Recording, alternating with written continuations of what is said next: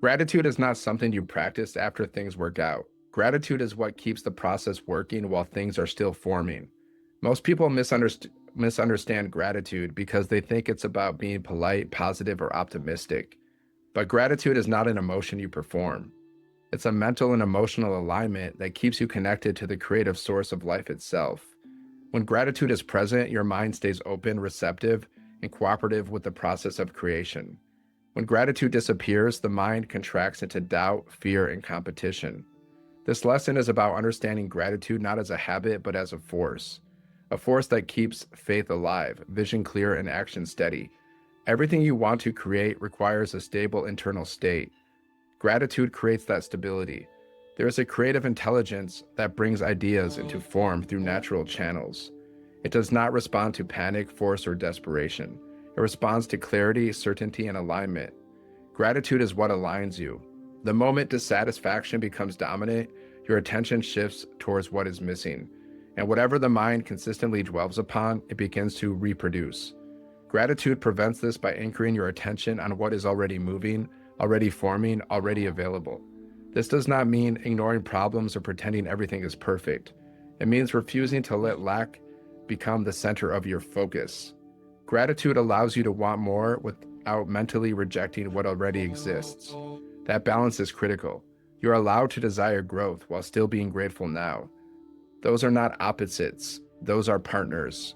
Gratitude strengthens faith because it removes the emotional need to control outcomes. When you are grateful, you are no longer checking constantly to see if things are working. You trust the process because you feel connected to it. Faith is not blind belief.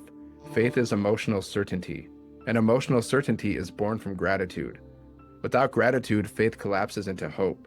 Hope waits, faith acts. Gratitude is what turns waiting into calm action. Another reason gratitude is essential is because it keeps you out of competition. When you believe the opportunity is limited, you begin comparing yourself to others.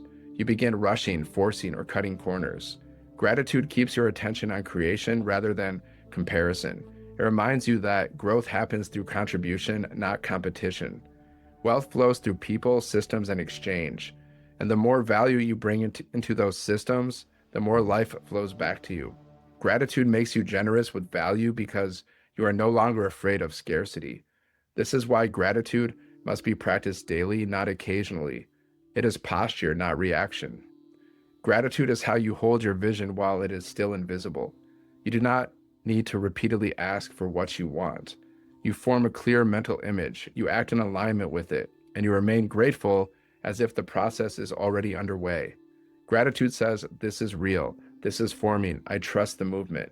When gratitude is present, your nervous system stays regulated, your thoughts stay ordered, your actions stay effective. This is why gratitude must be embodied, not just understood. If gratitude feels difficult, it usually means there are old patterns of scarcity, stress, or disappointment stored in the body. This is not a failure, it is information. And that is exactly why we follow this lesson with a release session. Gratitude is not forced, it is cleared into Gratitude is not forced, it is cleared into place. As you move forward, understand this clearly. Gratitude is not the reward at the end of the process. It is the signal that keeps the channel open. Stay grateful while you act. Stay grateful while you build. Stay grateful while you wait. That is how creation remains active. That is how faith stays alive. That is how results arrive naturally.